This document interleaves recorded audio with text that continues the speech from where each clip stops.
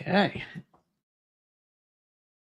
Hello, everyone. This is Rangadad, and this is not financial advice. This is just the way I'm looking at the market. Um, sorry, I've been away the last couple of days. Been trying to provide a quick update in the Origin Discord each day, just based on what I'm seeing. Still a bit bouncy, a bit choppy. I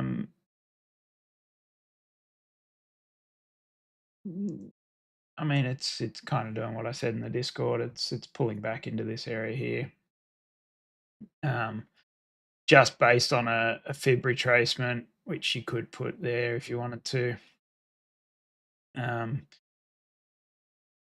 mean, some people would even just put it on the closes and opens. Doesn't really change things too much on the closes or closes and opens. Your 382 level is coming in at smack on that 61,500. That is an interesting level. There's a fair bit of confluence around that level. You know, I've had a lot of trading through there. As you can see, pretty decent volume of trading coming through at that 61.5 level. And the bottom of the Gaussian channel is there. And you've got the 20-day moving average and the 50-day moving average, both in that sort of region. So that is a pretty decent level for a pullback. And look, there seems to be a lot of buyers around still. We just jumped up there by a couple of $100 just as I'm talking.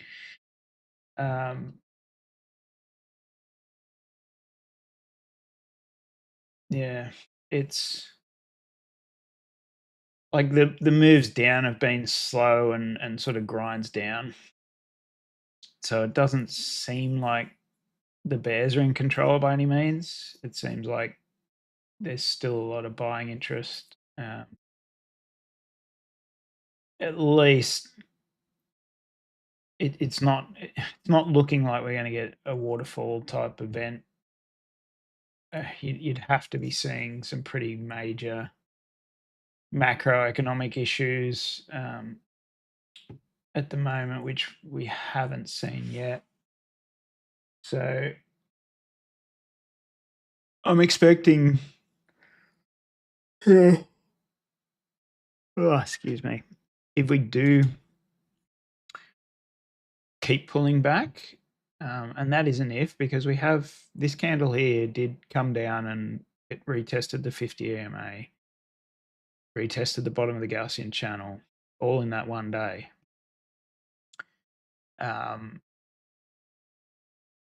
That it's still looking like the stochastic momentum is turning down. The general market is turning down. It would make sense for it to keep coming down until we get some sort of either the market just settles down, like it's the options expiry today, quadruple witching or triple witching or something today, OPEX week. So expect a little bit of volatility into that, but then it might settle down and we might actually start heading back up, barring any sort of major issues, I guess.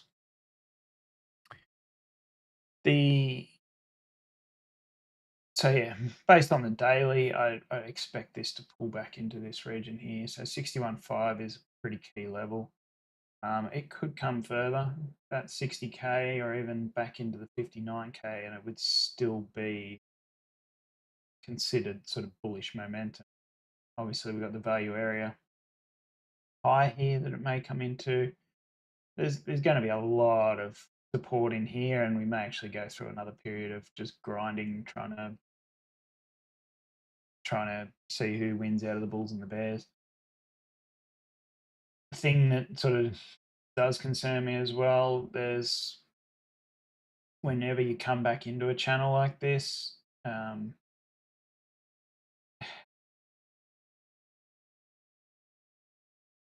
quite often it will actually pull back out and keep going down. I don't, like at the moment, there's no signs of that. There's still strength in this. This is just a retrace. I'd have to see a lot more movement to the downside, a lot more pressure to the downside to be worried about this little pullback at the moment. Sorry, it's just gonna. So this is based.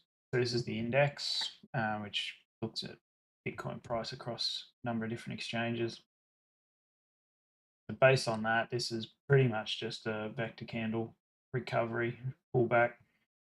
That is a trend line that I had in there for quite a while. It was pretty good at confirming the break here.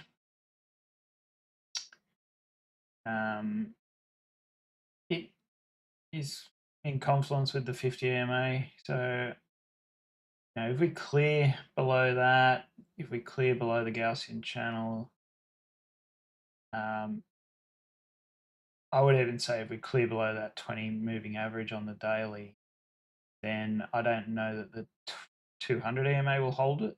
I think we would actually come back into here, which would be that 52K level that everyone was talking about. And even then, I would expect there to be something pretty major wrong in the markets, and it will go further.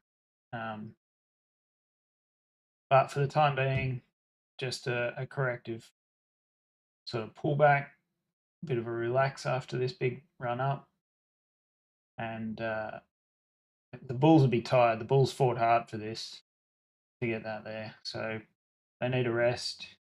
They get one at the moment, but yeah, typically you will come back into those fib levels, which we're still well above those fib levels at the moment.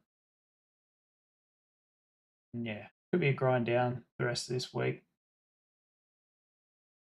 potentially with a weekend move to pull us out of it. Let's have a quick look at the rest of the markets. So Nasdaq's still being hammered. As soon as we close like that through that bloody 20 EMA, this is easily the next target, but I think it'll go pretty quickly through the 50 EMA.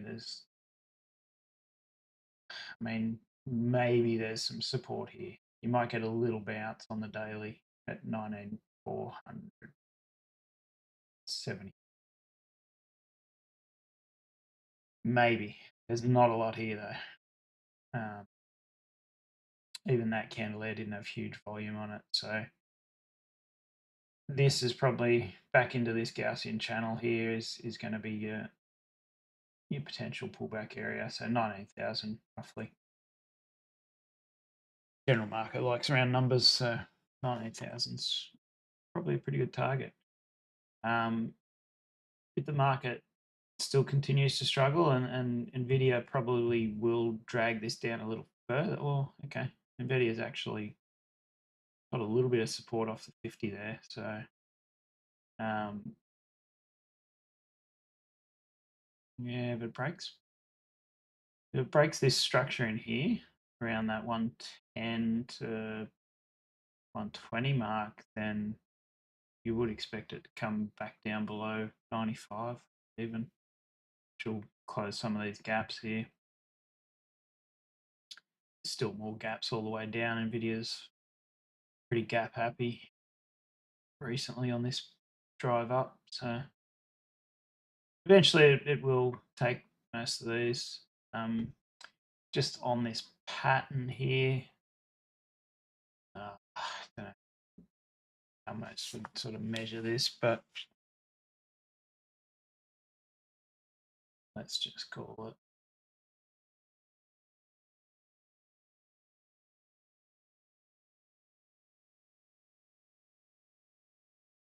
I would expect, yeah, so that proofs out down into the top of these. So 95 is actually probably a target for NVIDIA over the next, I don't know, next couple of weeks anyway,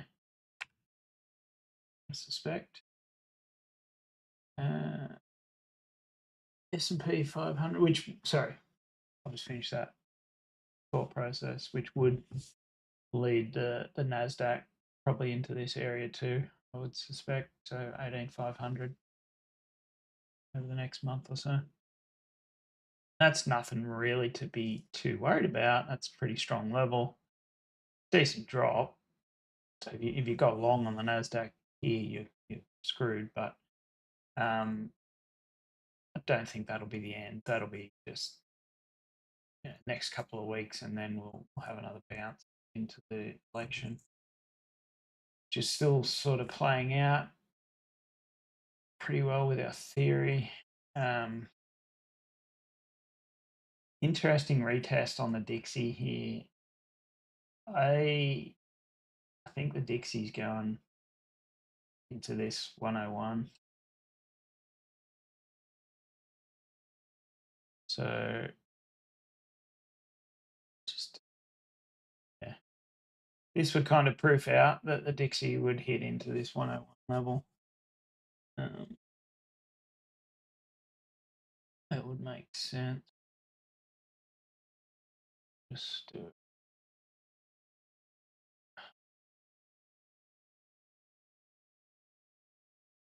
Yeah. Hasn't really broken out of that, has it? So we take this trend line too. This one, diagonal trend lines aren't super accurate, but yeah, I'd be expecting 101 to 102 on the Dixie, which should see Bitcoin and gold at least pump. Typically, you would see the general market do it as well, but obviously they're going through a bit of a correction at the moment. So SPY is correcting again. SPY might find some support around the 544, which would be around probably in the next day or so. But I think for a decent run into the end of the year, that 50 EMA there on the daily would be good. So yeah, that's futures, but some 540 on the SPY would be a pretty critical level, I would think, and I think likely to find a bounce. Equal weight pulling back as well after a pretty good run. This is just retesting the breakout at the moment, so I wouldn't get too worried about this. Just a bit of a retrace, wiping out all the people that got excited and went long on the break. Other than that, I would expect it to turn around.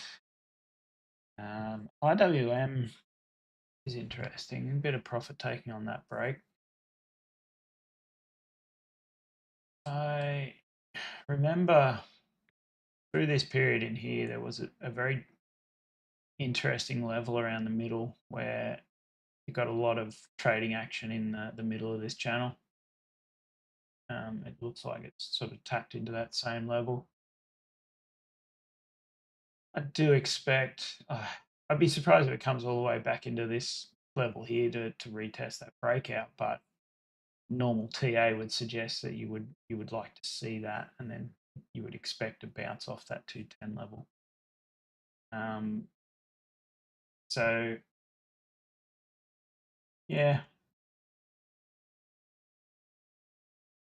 that's kind of what I would expect on this. That's pretty pretty volatile for the Russell. XLI had a bit of a breakout as well. I guess it's kind of broken back within this channel, really. If we have another green close there, I would expect that to take off.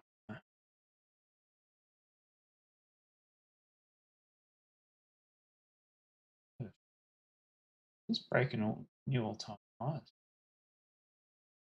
Huh. Industrials having a breakout.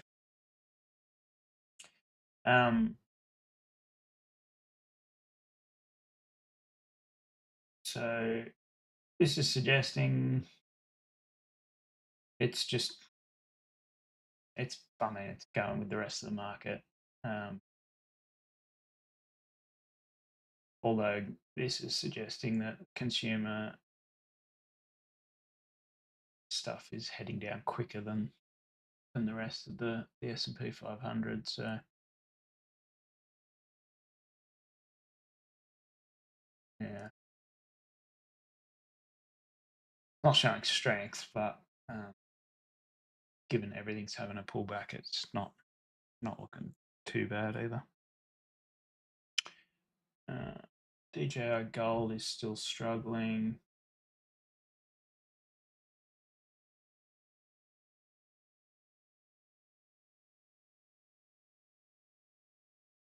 DAX is still in a range.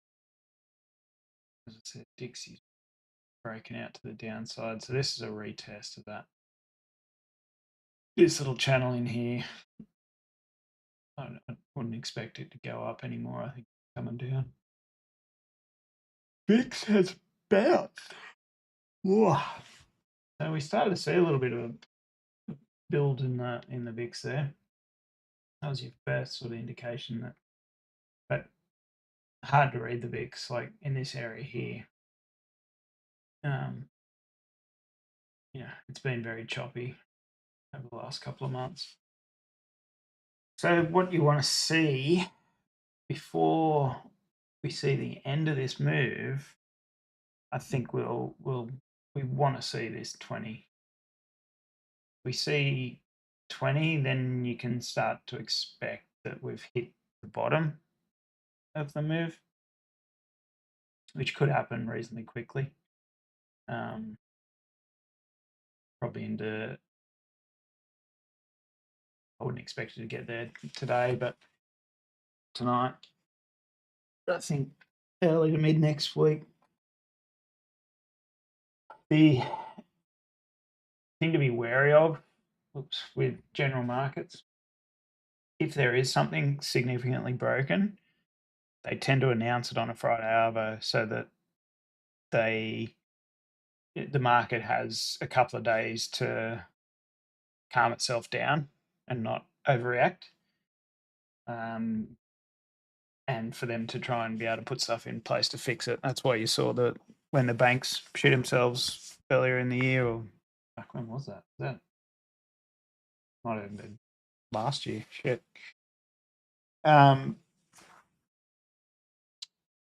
They announce things after markets on a Friday as much as they can, and that's what you saw. By the end of the weekend, they had a plan in place, and the market settled down. So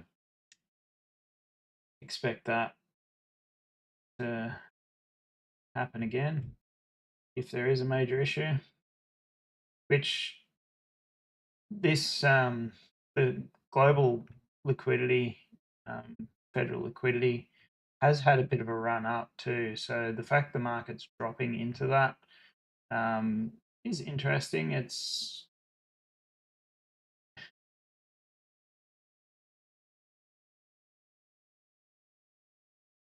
suggesting the market's either tired of going up, like there's just people taking profit and getting worried about it, or suggesting that it was driven by the liquidity injection as well, because it's started to flatten off and the market's now dropping. But I wouldn't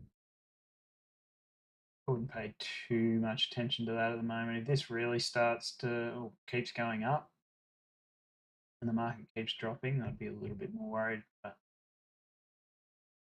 there's a bit of a disconnect with them at the moment. So high yield junk is retesting the breakout as well. Got the 800 EMA coming in there. I just want to see. Found a little bit of support around that 800 EMA, but more the 200 EMA is the level on the daily. Don't think 800 is going to do a lot if we do get a breakout. Next level is probably 79 and then 80 on high yield. But again, this is showing some strength. If high yield bounces the upside, the economy, the bonds market is suggesting that there's a bit left in the economy yet. Stochastic momentum has turned down though, so it may actually, but it's well and truly in the bullish control zone. Actually expecting on this one at least,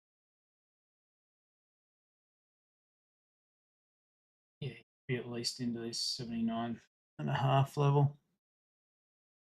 But when bonds run after being coiled for so long, it could actually be something more like this as well.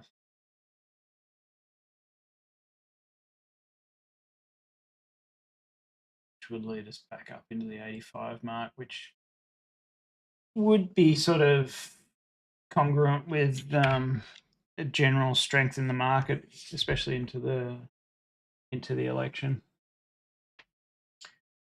Just the bond market hasn't been impressed with any of the run up in the S&P 500 this whole time. Obviously, it agreed with the dip in the S&P 500, but yeah,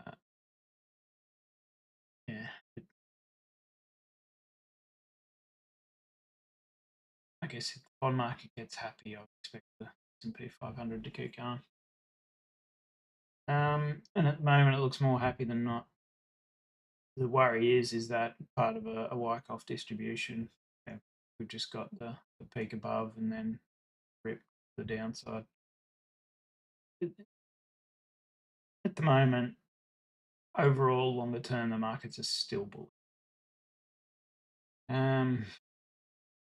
Skew quickly. Skew's been crushed a little bit, but wasn't a great indicator. I mean, it did crush back here when S&P 500 was still towards the peak. Yeah, it hasn't been as good a predictor as it has been in the past, but again, it's still trending to the upside. Copper broke through into. I mean, that 200 EMA is a target, but it doesn't really respect it too much most of the way.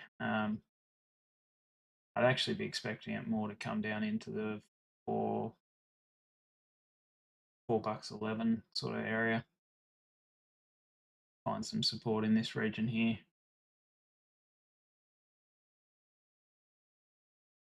In the bearish control zone now, so this is an indicator that the general market isn't strong. Or the general economy isn't strong. Uranium is struggling. Let's just do gold. So gold's pulling back. Looks like a retest. Recovery of the vector candle and the breakout, and a retest of this high here potentially. So expect to see a bounce around that 24-25 mark. So yeah, I'd still expect today to be a bearish day on the markets in general, with potential bounce reasonably early next week. Silver didn't break in the arse, but anyway, should find some support here. Middle of the Gaussian channel. Again, that reasonable level for silver. Not great though. But it has broken below the 50 EMA. And it's kind of below this support here. So typically on the general markets, you will see stocks break support by a little bit, just to basically just squeezes the people that have used support as their stop losses. And then typically it won't necessarily find support at that exact level. That's why we do zones rather than levels.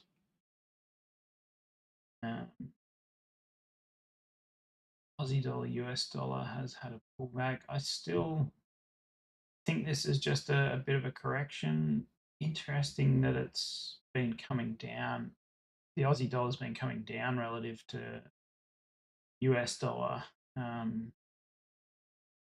even though the US dollar has been coming down as well. So this could just be a healthy pullback, probably a bit because copper and uranium and the banking sector has been struggling a little bit.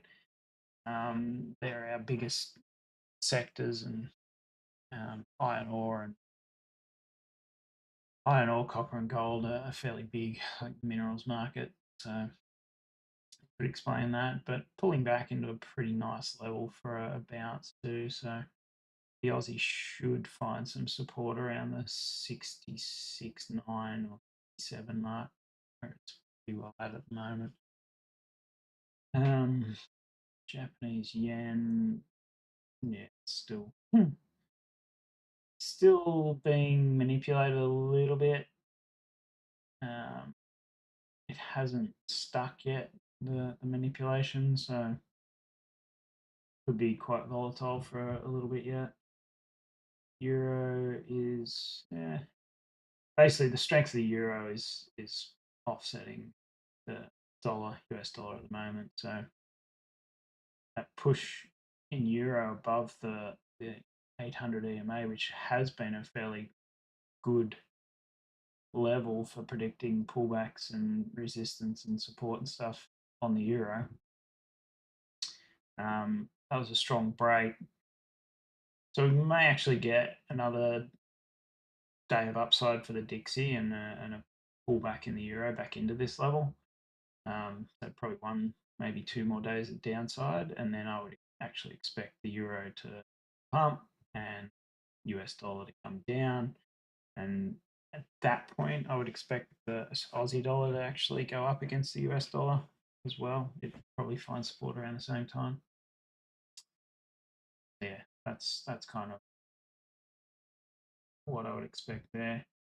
So that would kind of align. And the reason I look at these sort of things is it would kind of align with Bitcoin to go down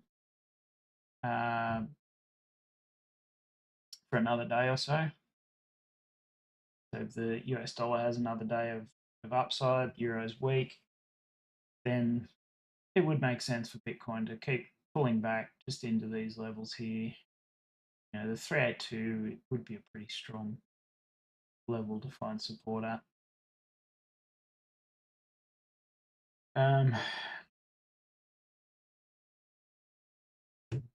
Okay, percentage of stocks above their 50-day moving average has pulled back a little. So it looks like this level here might have been its maximum somewhere. Now, it's not a bad level to get to start to see those pullbacks. This would suggest more downside.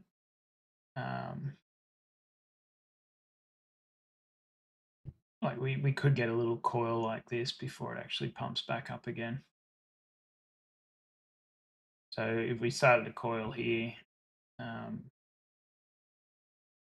on the percentage of stocks above 50-day, that would see a bit more pullback in the the S&P 500, a bit more pullback in the IWM, and then we'll hit a key level on those, and then this will actually pump back up probably into this 87 level,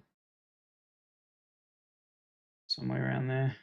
That's going to be a pretty strong level to start to sell the market. I think, yeah, it's 18 bars. That's only 18 days though. Like, I'd expect more of a chop around like this at the top, with the market going up gradually, like this sort of thing here.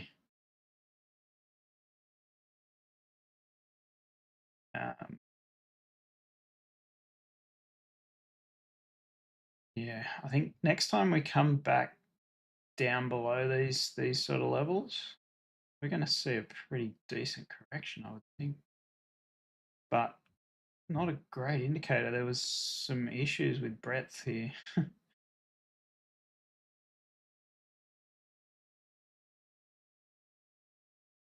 Mm. You look at these levels here, the stock market's just still kept grinding up as the breadth came down. So as the number of stocks above their 50-day moving average is coming down, the market in general is going up all through that period. It's more of an indicator to help find the bottoms and the tops, not necessarily the in-betweens. Anyway, oil still struggling. Jesus.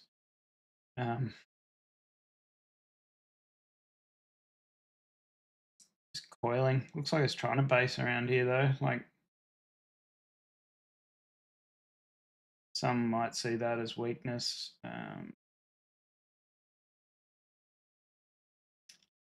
It needs to really clear this amount of chop here for the proper weakness. It is tending towards bearish, but I don't know. I wouldn't call oil to the downside just yet. Let's have a quick look at the Mag 7. So it's still struggling.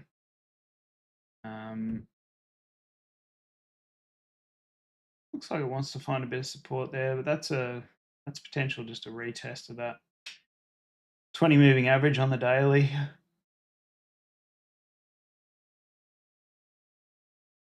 Again, the target there is probably back into this 1724 level on the Mag 7. Have a quick look at Netflix.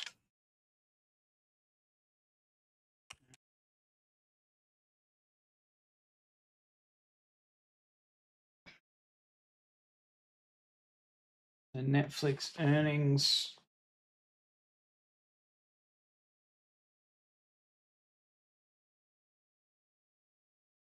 After the market close. Interesting. So Netflix earnings doesn't look like people like them very much. Definitely broken down below that little bit of support they've had over the last few days, and generally continuing that downtrend. So that is a bit of a bellwether for for overall economy. Yeah, it's suggesting we've still got some downside to go yet on the general markets. Whether Bitcoin can run against that or not, wait and see, but I doubt it. I don't think it'll affect it too much, but yeah, like it won't be a huge drop yet, but it certainly will make it harder for Bitcoin to go up. That's the main point I'm trying to make at the moment. Ethereum's struggling a little bit too. It's got a lot of support around that 3200 to 3350 sort of mark. Have a quick look at Sol, because Sol,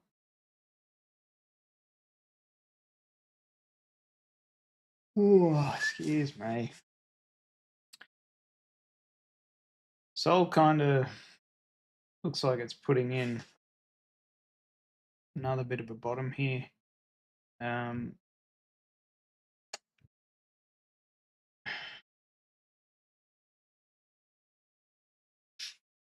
Short-term target on Sol somewhere around the 170 mark, but if we look at this as a W pattern at the bottom here, potential W pattern hasn't confirmed yet, I wouldn't say. So we come back into this sort of level here, and then take off. What you're looking for is, actually, I'd like to see it come back to that 152, 153 level. And then you basically, to proof that out, your target is actually back up to this level in here from May, end of May, which would be about the 187 to the 183 to 187 on Sol. If we get a bit of support in the next couple of days around this level, that would actually be a reasonable target. We may find resistance at the top of this, like at the downward trend line from the previous highs, but this W pattern is normally a pretty strong one. I mean, we had a similar pattern here. Wasn't really the kind of, didn't really play out the way I would expect a normal W pattern, but it actually would have proofed out pretty close there. All right, I think that's about it for today. I need to go and do some work. Hopefully you guys found some benefit in that too, but as I said, start, not financial advice. Aussie market's pulling back a little as well, so expecting a retest and a confirmation of these levels, these breakout levels. That's what the majority of it seems to be at the moment.